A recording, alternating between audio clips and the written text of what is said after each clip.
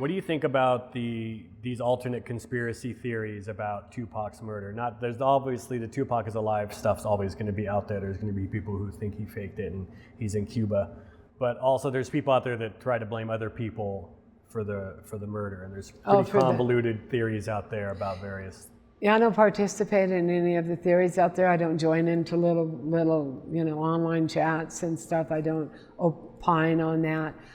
If I'm asked, I'll answer, but I don't try to feed it or make it, because you're always going to have. I mean, there were more conspiracy theories around Biggie Smalls, I think, than there were Tupac. There were, but Biggie Smalls, boy, that really went free for all. Right. But no, I don't participate in those discussions, and I think that's just, I hear them, and of course I did participate in some. I didn't ask for it, but when I got it, the reason we put it in the book was he is dead. Right. So in that way I did participate. Other than that, I don't start things, I don't try to stir things up. I talk about it when people want to talk about it. Yeah, I try to stay out of it too. I'm not in this. I don't like internet beefs. I think they're childish. It's a waste of time.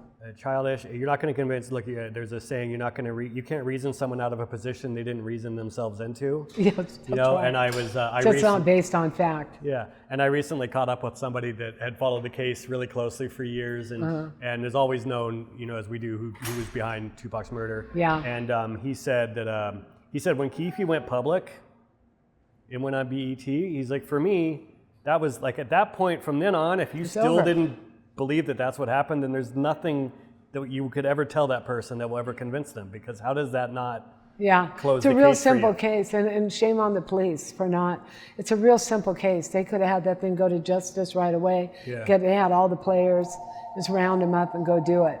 And they didn't do it. And that's what, the police can't even solve it. Well, they could have solved it. They chose not to. And that to me is a derelict of duty. My thing is just always, I just want the truth. Yeah. Just don't bullshit me.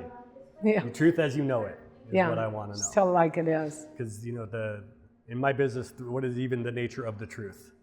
I spend a lot of time thinking about that. Well, it's the same with books, because I interviewed 200 people for the Ann Rule book. You've got to read it. You're not going to believe what she did.